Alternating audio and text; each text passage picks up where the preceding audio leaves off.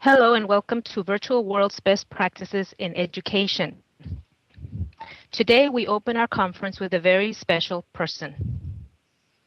I think it's appropriate that we launch this year's Beyond the Stage theme with someone who has been on Behind and Beyond.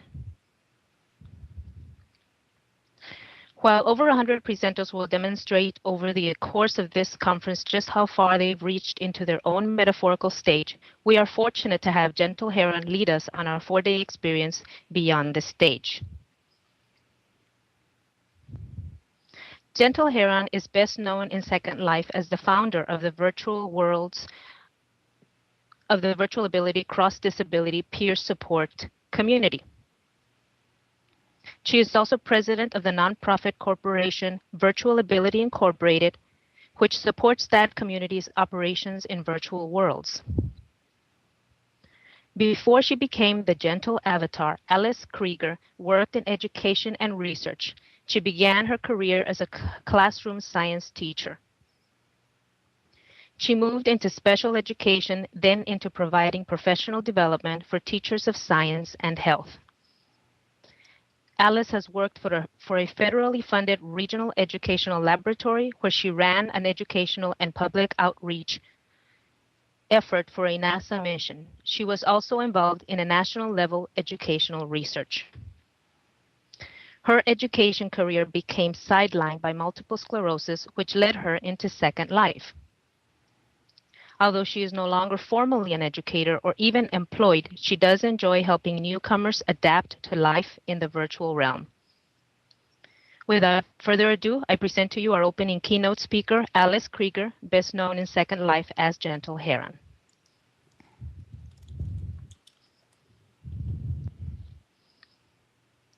Thank you, Letty. In case you're in a different place than you expect it to be, this is the role of the educator then and now, there and here. The first slide is the title slide. Thank you, Letty, for your very kind introduction. That was a wonderful introduction. Good morning, everyone. I am truly honored to have been asked to open this year's VWBPE conference.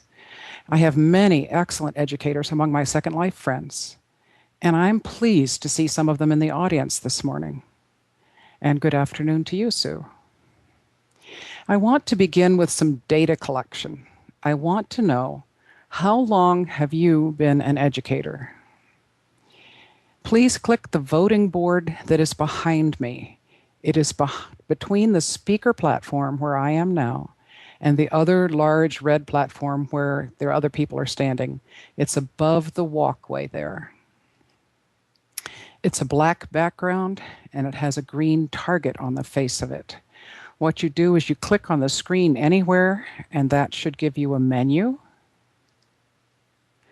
On the menu will be a set of 6 choices, which are your options for your length of teaching. You could choose never, if you've not been an educator.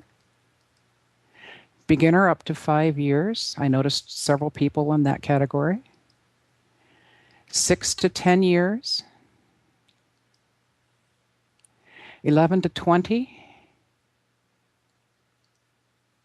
21 to 30, and for those of us who are mature, we won't say old, if we've been an educator for over 30 years. And you only get to vote one time. So those are your choices. Please vote, and I'll collect that data further on in the presentation. Thank you. I appreciate that. I'm going to pause for a short time to allow you to read the menu and vote if you haven't done so already.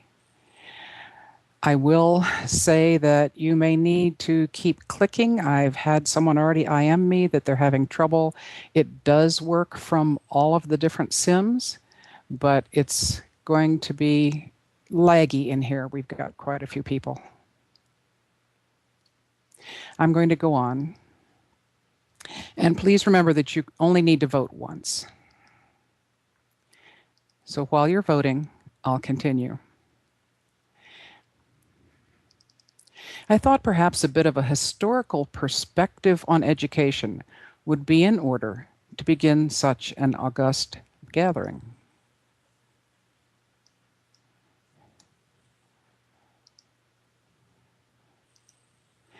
The slide I'm showing now is a road map. Here's a map of East Central Iowa to set the stage for my education career. Are there any Iowans in the audience today other than me? You can put that into local chat. This map shows where I began teaching, and that was over 40 years ago. I was fresh out of college, and my grandmother described me as full of vim and vinegar. I was 21 years old. I was going to be a high school science teacher in the public school of the Amana Colonies in Iowa.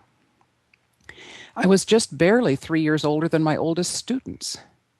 I was certified to teach all the areas of science and all mathematics. The Amana Colonies in Iowa have changed a lot in the years since I taught there.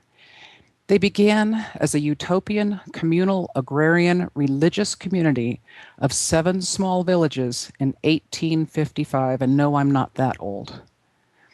This start date makes the Amana Colonies one of the longest-lived communal societies in the U.S.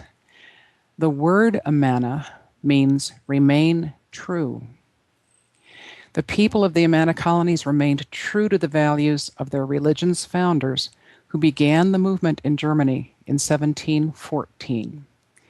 The Amana community always placed a high value on education. Students in the long ago Amana schools attended classes year-round and for long days in lieu of daycare. Back then, formal education stopped at grade 8. In 1932, the Amana Colonies underwent a drastic change. They abandoned communal living and incorporated their endeavors.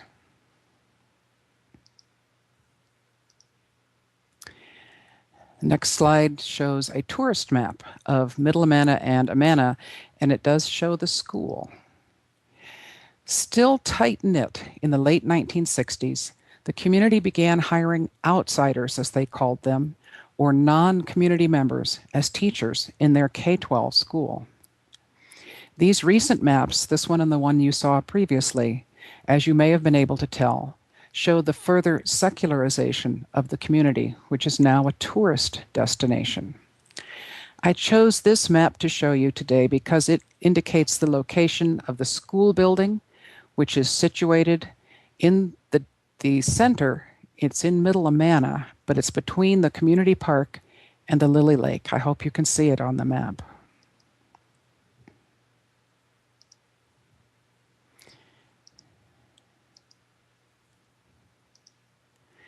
This slide shows the building in which I taught. During my tenure, it was a K-12 building. That worked really well since most of the students were related to each other, sometimes distantly, but they all knew who belonged to whom. If a small child in the building was crying because he or she had lost lunch money, a big brother or a sister or uncle or aunt would help out. My science classroom was small, but adequately equipped. There were 16 chairs with armrests for writing and 6 lab stations with sinks and gas for Bunsen burners.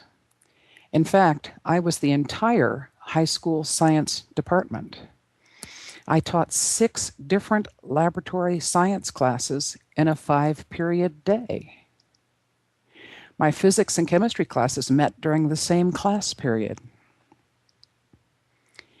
In my naivete as a beginning educator, I saw myself as leading my students. I had loved science ever since I was a child. I was never happier than when I could be outside mucking about with something.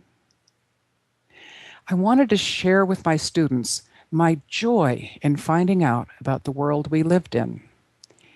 I knew it was my responsibility as their teacher to also instill in them commonly accepted understandings, well-known facts, and useful ways of thinking. While I recognized that each student was a unique individual, I wanted them all to emulate me in specific ways. After all, that's why I became a science teacher instead of a science researcher.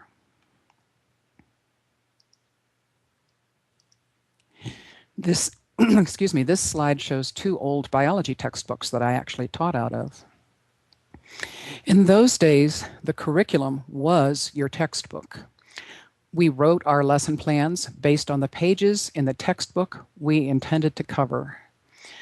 The department's scope and sequence was a list of the courses the students were required, or in some cases allowed, to take. The first year I taught, the standard curriculum was 9th grade earth science, 10th grade biology, and then optional for the college-bound 11th grade chemistry, and 12th grade either physics or advanced biology. When I was hired, they also requested that I develop a third year, what they called terminal course, for those students not going on to college who needed to take another science course, but for whom chemistry and physics would not be appropriate. I came up with a course called Science in the Home. We went through the house room by room, learning how the various pieces of equipment worked and emphasizing practical science and health-related skills, such as first aid in the bathroom unit, in addition to the fluid dynamics of toilet flushing. And we studied food storage and preparation in the kitchen unit, in addition to the thermodynamics of how refrigerators work. I felt it was important to create a course that would be relevant to the students' lives as adults. It must have worked, because several parents later told me, "I wish I'd had that course when I was in school."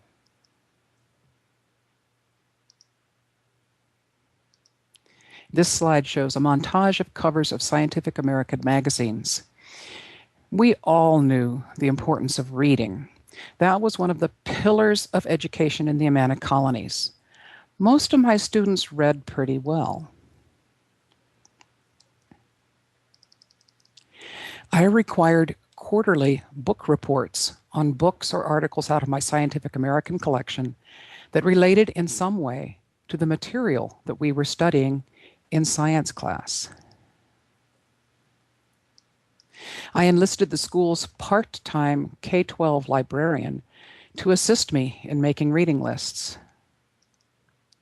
She was really excited because a content area teacher, other than the language arts teacher, was encouraging her to buy more up-to-date books.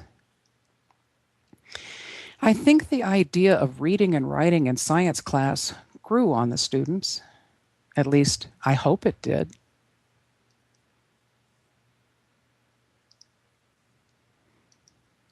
Here's a picture of the Amana Lily Lake. Science teachers at the high school level 40 years ago were pressing hard for recognition of the importance of what we then called hands-on learning. We de-emphasized lectures and assigned readings, and we encouraged the use of laboratory exercises and field trips. My biology students enjoyed our trips to the Lily Lake to collect specimens and learn about aquatic ecology. Field trips didn't have to involve walking. Sorry, there was no school bus transportation back then for field trips. I took my earth science students on imaginary field trips. We used geography films. Oh gosh, I remember those old reel-to-reel projectors. We used the geography films to explore the far reaches of the world.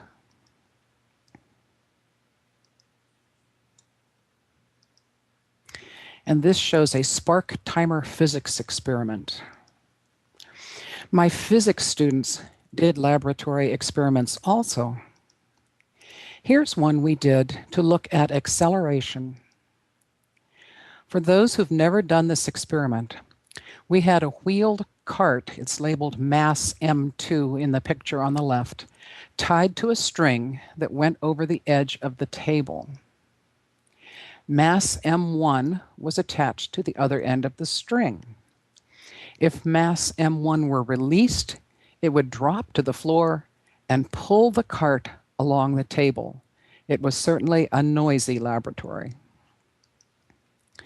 A long, thin strip of paper was attached to the back of the cart, and that strip of paper ran through a slot in the timer.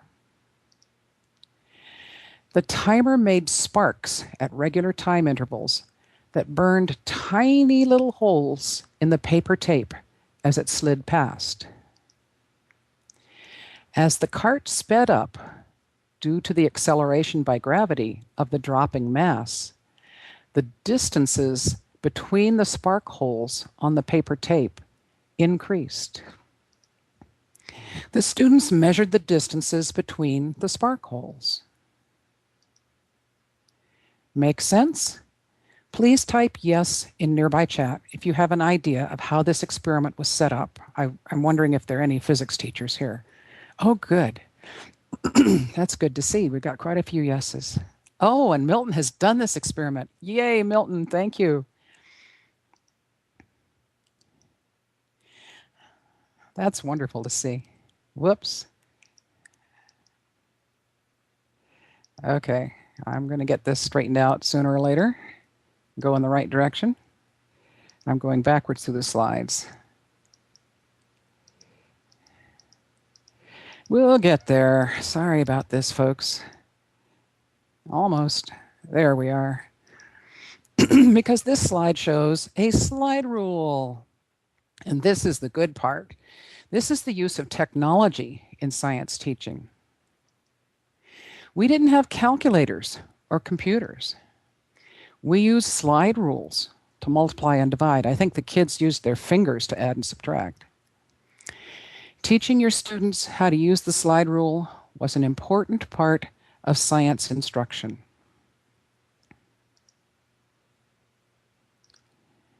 And Grisla remembers that. Okay, this slide shows graph paper and a ruler because graphing, that was all done laboriously with paper and pencil and ruler on special graph paper that we had to provide because the students didn't have any, bringing back memories for Isa, and also lots of erasing. Those were the technology days.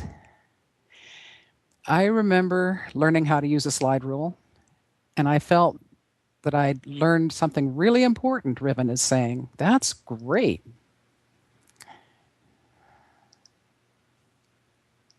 So our next picture is of plastic model of the human body. We used plastic models to demonstrate things we could not see for ourselves, such as the insides of the human body, or cell components, or the elements of the solar system.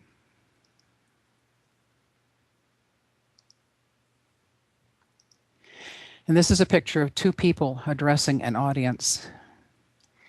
Professional development for our K-12 teachers back then consisted of a day before school opened in the fall and a day in the middle of spring when our school administration would invite some quote-unquote motivational guest speaker in. Yawn. Rarely could I figure out what the things I participated in on those student release days had anything to do with my life in the classroom. I almost never got to speak with another science teacher other than the local man who had taught junior high school science in that building out of the same textbook for the last decade.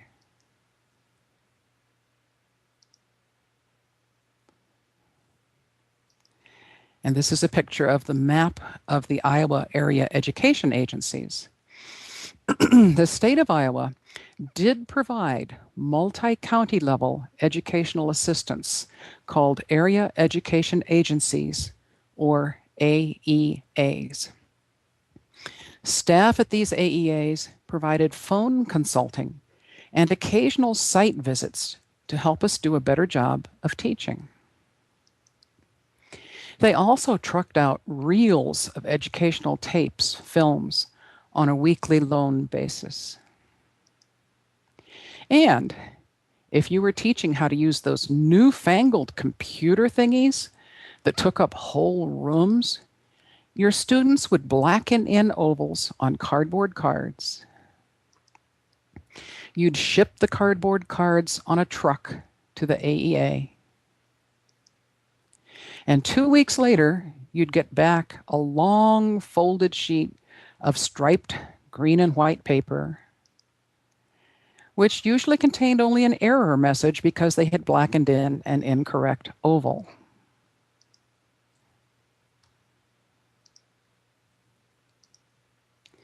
And this picture shows a sign for the Iowa School for the Deaf and the logo for the Iowa Department for the Blind.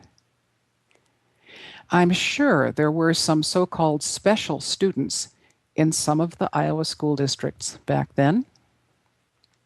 Special students in those days were almost always excluded from regular classrooms. They were often sent away to segregated residential schools where supposedly their learning needs would be better met. If, for some reason, they were kept in local schools, which was mostly because their behavior was innocuous, they were simply passed up from grade to grade with no expectations that they would learn. Most of the learners I had were average learners. Some were obviously brighter than others. But there were a few students in the school who were not average learners. One was a young woman with what would now be considered Down syndrome. Back then, we just knew she was what we called slow. She was not to be expected to do any more in her classes than just sit quietly and not bother anyone. She did, however, know all the basketball stats for all the pro and all the college teams. She also was the school's athletic team mascot. She sat proudly on the bench with the rest of the team at all the home games. I recall another unique student. She really struggled with reading. But she was probably my most attentive student I've ever had. She would lean forward in her seat, and she hung on every word of my lectures as if they were drops of water in the desert. My fledgling interest in students with learning difficulties was piqued when I realized she was asking questions that began, Mrs. K, yesterday you said, and today you said, so does that mean, Obviously, her memory and thought processes were much more advanced than her reading or spelling abilities. I contacted the AEA Special Needs Assistance Person. There was only one for several counties. And I asked that the girl be tested. Several months later, her parents and teachers were called in for a meeting with the ADA person. This was the first her parents had heard of this. He gave us a diagnosis. She was bright, but severely learning disabled. The label on her new school file said LD in big red letters. Today, we would say that she was gifted and dyslexic. She was elated to know that she wasn't stupid. She smiled at me and bubbled, "It's okay. I'm one of those DL people." I didn't want to dampen her enthusiasm by correcting her.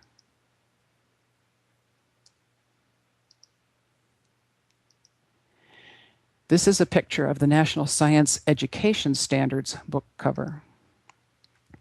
Times change, and I changed as well. My experiences with the varied students in my science classes in the Amana colonies prompted me to pursue a second career and additional certification in special education. Oh, DL is delight in learning. That's great, Oro. After a while, science pulled me back, but this time in a role as a provider of professional development. About 20 years ago, the mantra for teachers had become, guide on the side, not sage on the stage. That's very appropriate for this conference. Accomplishing this sea change in the methods of instruction used by most science and mathematics teachers would take persistent research-based professional development. That need led eventually to my helping set up the Eisenhower Regional Science and Mathematics Consortia, which were groups of national-level professional development providers across the U.S. In 1996, the National Research Council released the National Science Education Standards. That's the picture you're seeing. These guidelines for K-12 science education helped teachers set learning goals for their students. The standards strongly influenced textbook contents. They also acted as rigorous professional development goals for teachers. To facilitate professional change that would help science and mathematics teachers better address the new educational standards, I edited and wrote for the handbook called Ed Thoughts: What We Know About Science, Teaching, and Learning. Personal charisma no longer had as strong a role in providing professional development as it had done in the past. Instead, we were trying to offer practical advice based on research outcomes. This is a photo of President Bush signing the ADA legislation with Justin Dart looking on. As I became more involved with professional development and research, and less involved with the day-to-day activities of the science classroom, I was pleased to see that the civil rights approach to individual differences was spreading in our society. On July 26, 1990, President Bush signed the Americans with Disability Act, ADA, into law, and you can celebrate that on Friday. Although PL 94-142, doesn't that roll trippingly off the tongue? It's also known as the Education for All Handicapped Children Act. That had been in existence since 1975, but it was its reframing as the Individuals with Disabilities Education Act, IDEA, in 1990 that paved the way for children with disabilities to be educated in public school settings with their age peers. This would have been an exciting time to be in the classroom. Exciting and challenging. Most K-12 classroom teachers were ill-prepared to receive students with higher levels of disability into their classroom, especially now that these students were expected to learn along with their age peers. However, it was still uncommon in the 1990s for students with disabilities to enter post-secondary education.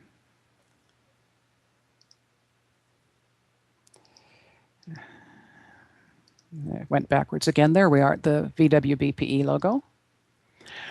But I don't get to do any of that anymore. Now I spend my time as Gentle Heron in Second Life.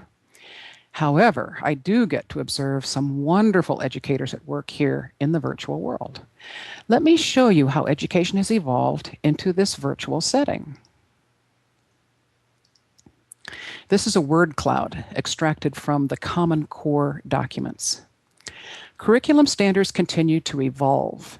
Now, K-12 educators are dealing with a new set of educational standards called the Common Core State Standards. These standards apply to English, language arts, and mathematics, and will soon apply to history, science, and technology. Although these new standards emphasize use of text, both reading and writing, in all content areas at all grade levels, there are other key terms as well, including understanding, information, and relationships. Let's look at the data we collected about how long we have been teaching. Were I still teaching, I'd ask the students to create a graph from the raw data, but the handy tool behind me has already done that for us, so you may want to look at the tool. Here's what I see in the bar graph. Percent never having taught, 10%. Percent who are a newcomer, up to 5 years of experience,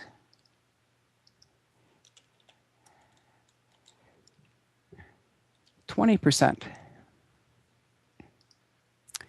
Percent with 6 to 10 years of experience, 13%. Percent who have 11 to 20 years of experience, oh, we're getting there, 27%. Percent who have 21 to 30 years of experience,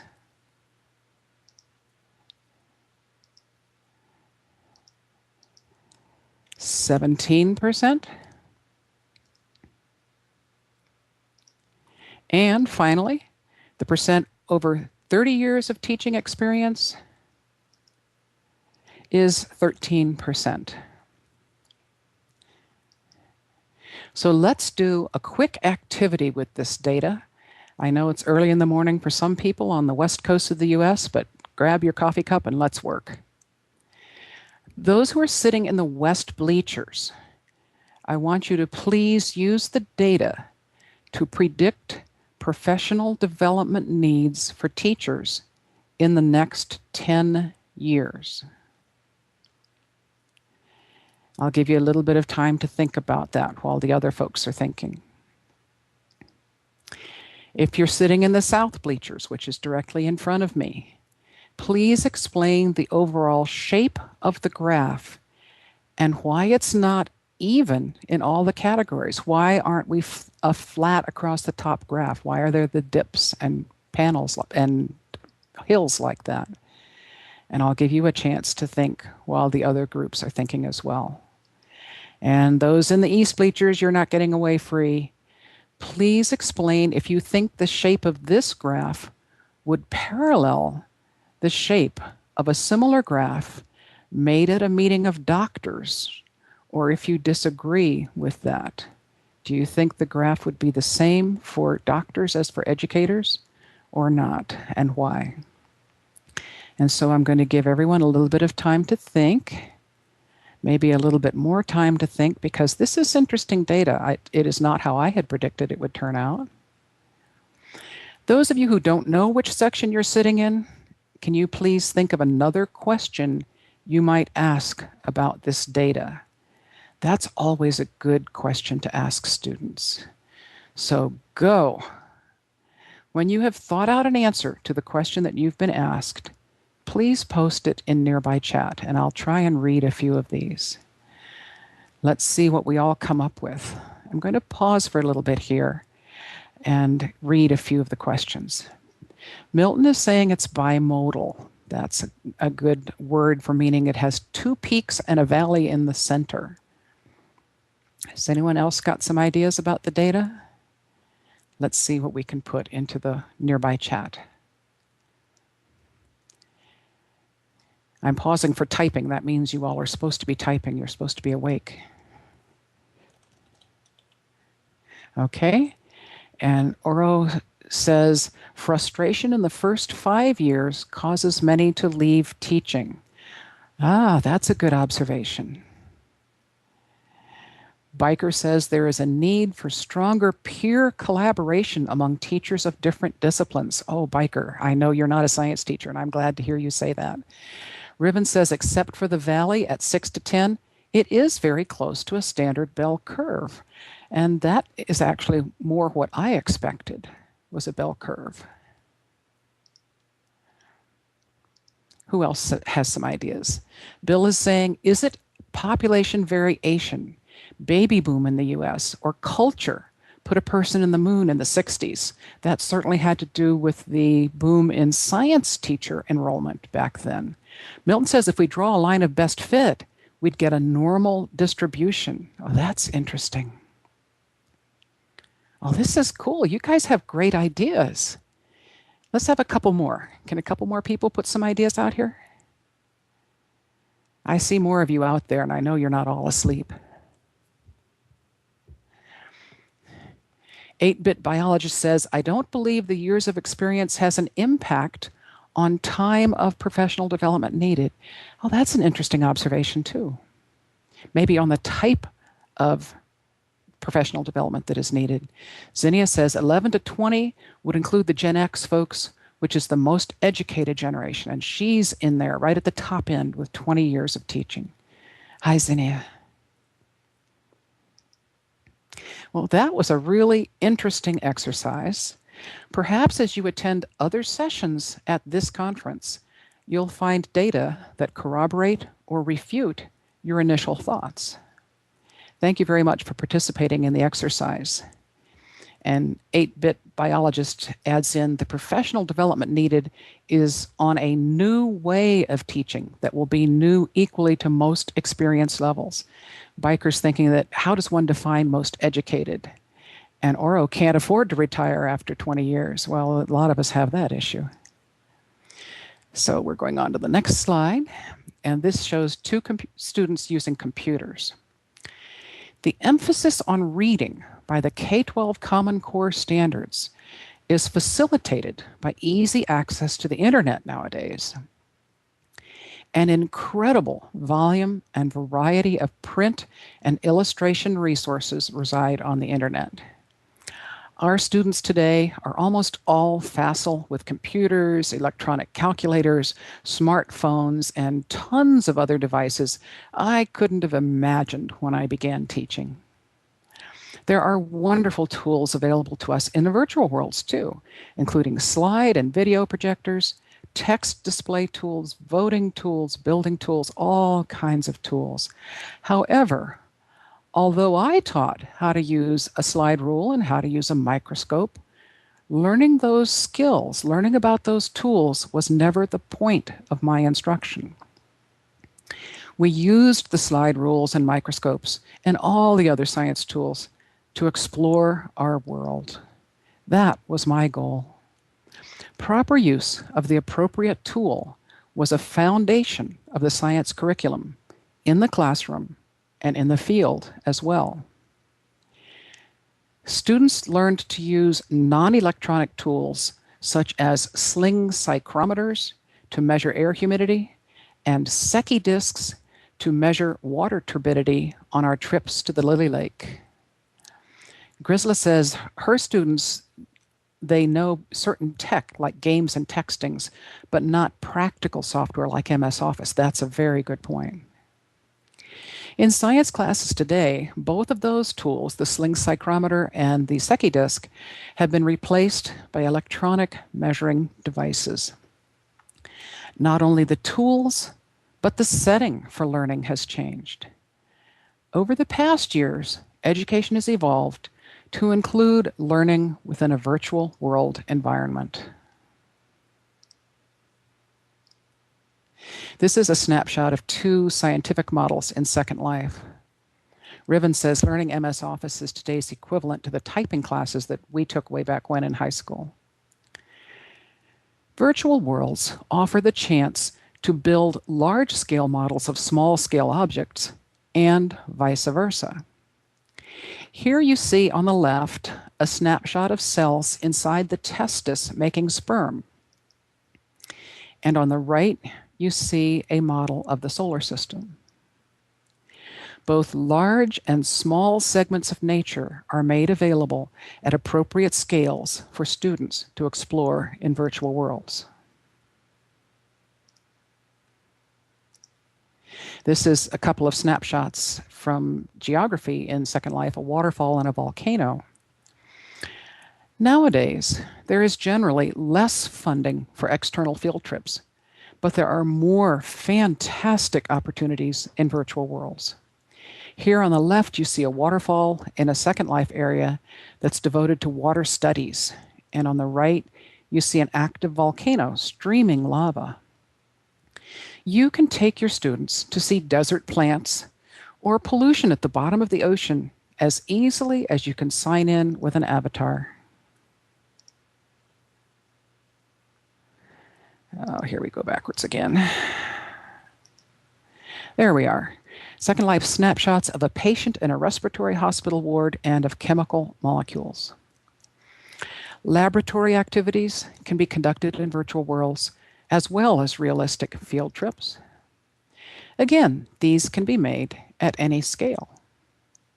On the left, you see a training hospital where medical students learn to diagnose respiratory conditions from medical data about simulated patients.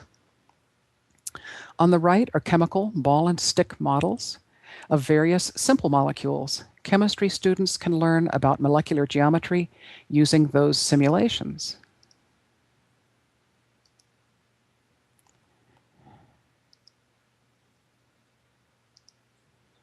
And here we have a word cloud of special education terminology. As more students with special educational needs enter our classrooms, both K-12 and post-secondary, we must focus more closely on their needs. The term IEP that features prominently in this word cloud stands for Individualized Education Plan. And 8-Bit Biologist said we need to make areas more accessible to the sub-16 crowd. Can talk to Linden Lab about that. K-12 educators in content area classrooms need to be familiar with students' IEPs and the way the IEPs are structured to communicate the students' support requirements. In post-secondary settings, the student must advocate for his or her own needs. Instructors at this level can turn to the Campus Disability Services Office, and it may have different names on different campuses, but look to them for assistance in figuring out how to address student needs. The differences between then and now: more data is available on student needs to facilitate their learning. More students with more diverse needs are in all our classrooms, K through college, and students with additional learning needs now have legal protections that will allow them to be educated with their age peers to their highest level of accomplishment. And that means ensuring that all educational venues, including those in virtual worlds, are accessible to all your students.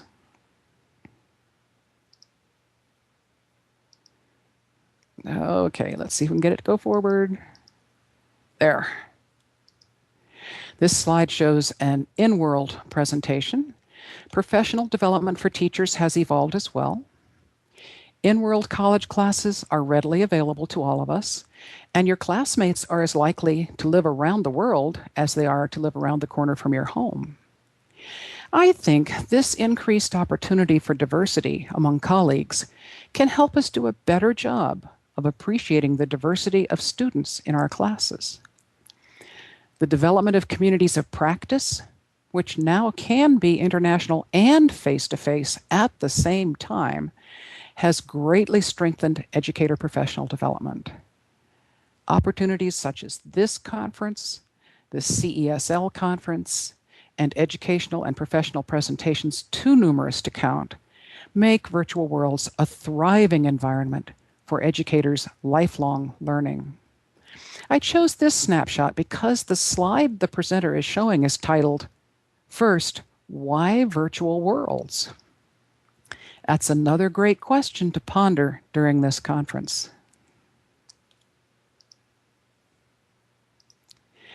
This shows a classroom with empty desks. How long have we been educators?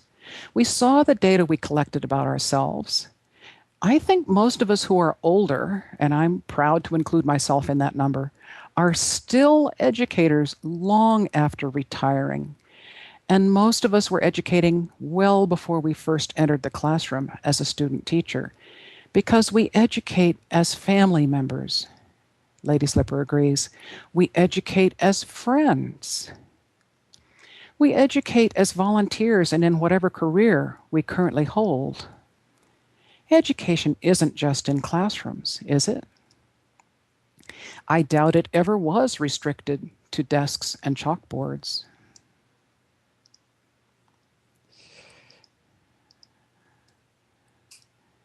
This is a call to action, and it shows a trumpeter.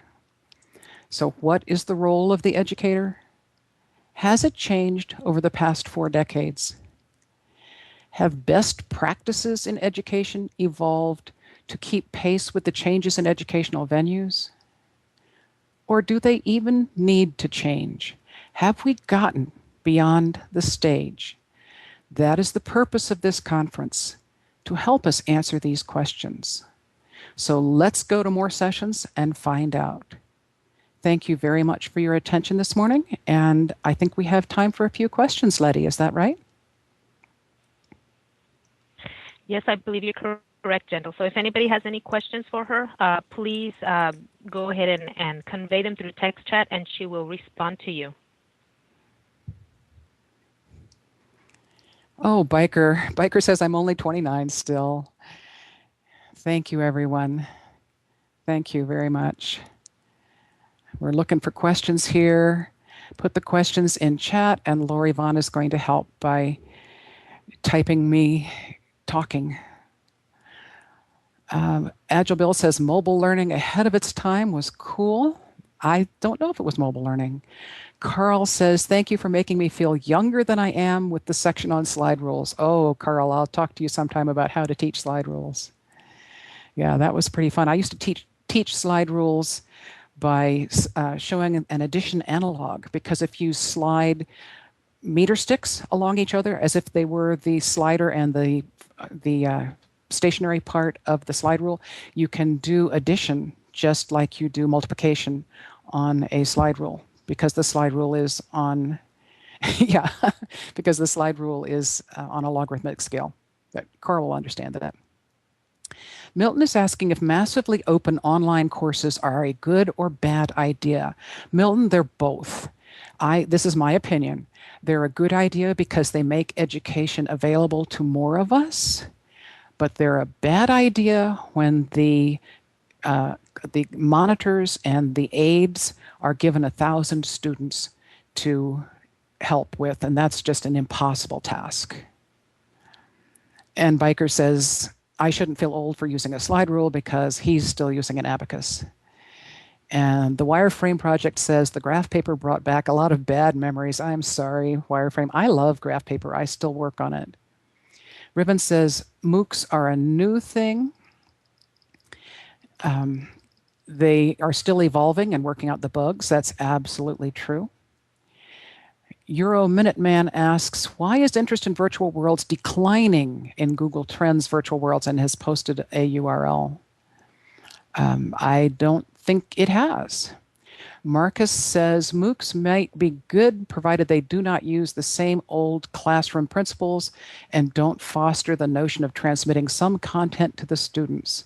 Zinnia asks the question, what can we do to encourage more educators to get educated in the future of education? And Zinnia, I think the answer to your question is each one teach one. I no longer believe in the inoculation theory of professional development, that I can fly into your town, give a 2-hour speech, and fly out, and you'll be miraculously changed to a wonderful teacher. I don't believe that. What I think is that if I can influence one person to improve their teaching, to use research-based strategies for instruction, then that's a major accomplishment. Odd Professor is lamenting that my work has been dismissed by colleagues as playing games, and that's unfortunate. That is very unfortunate. Kelly says she awaits the research before making up her mind about MOOCs. Her worry is that the history of MOOCs is being rewritten, and that may be a worry, but it may be a good thing too, Kelly. Bill says our virtual world trends, people don't understand the need for spatial context, why we are different than a webcam. When they do, they're going to return to 3D. Roxy says she tried pitching virtual worlds to her local college as a teaching tool and got the same reaction. Okay. Carl is asking for my opinion about Pay It Forward, the higher education finance system in Australia and Oregon. Carl, I'm sorry, I'm not familiar with that. And the other Carl says the existence of graph paper was integral to how pen and paper Dungeons and Dragons was designed. Pen and paper D&D was integral to how the first MMOs were designed, and the first MMOs were integral to how SL was designed. That's an interesting piece of history. Okay, and Are we? There is an echo, I think. At least in the text, there's an echo. Letty, how are we doing on time?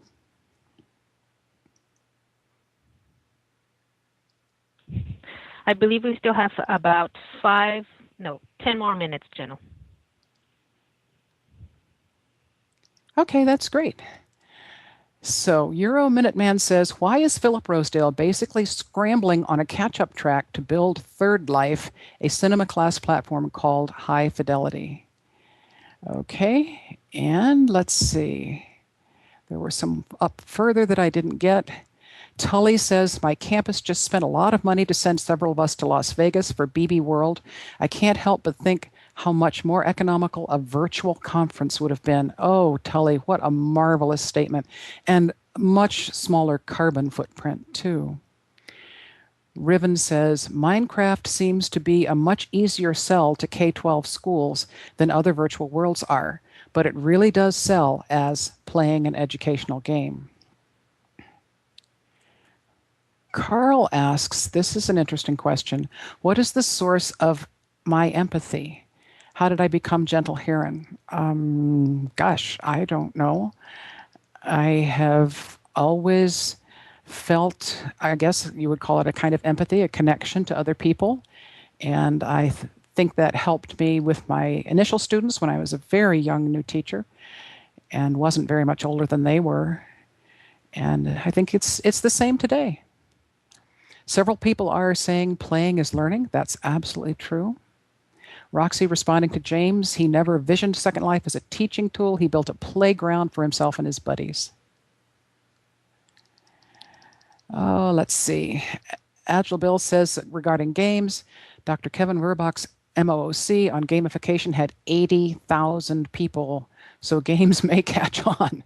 Oh, that's a lot of people to have in one course.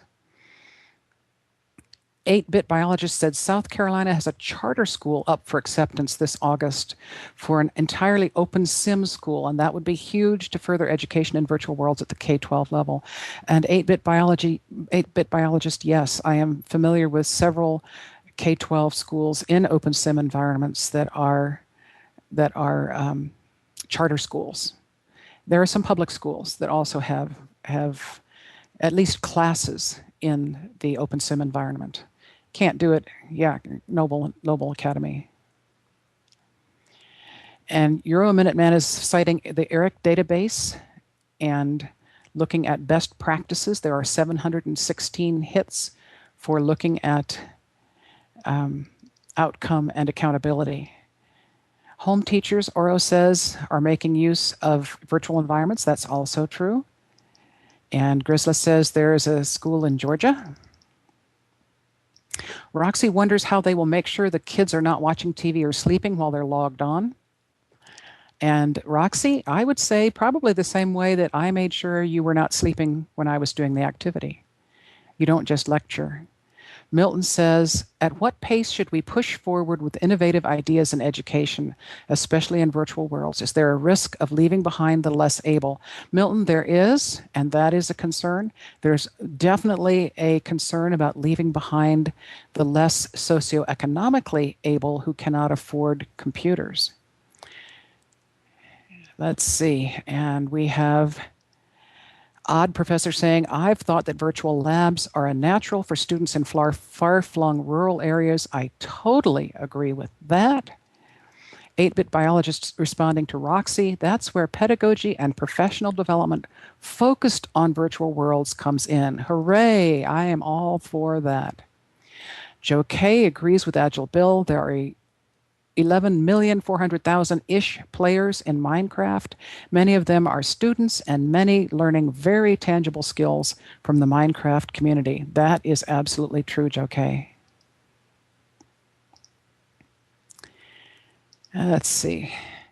Riven says, and even if you can afford a computer, you may not be able to afford a high-end graphics computer or a very fast internet connection, which are required for both virtual worlds and video-based online courses. Zinnia's students taught her Minecraft. Roxy says, no offense, but I was the expert in slacking off in my school under the nose of the teacher. I would have had a field day if I was just sitting at a computer and no teacher to see me. And Euro Minute Man is talking about the physics engine in Gary's Mod 13. 8-Bit Biologist says the trend for Chromebooks is not helping the cause until we get more browser-based virtual worlds. And I think we're about at the end of our time so that we have a chance for people to get to their 9 o'clock sessions.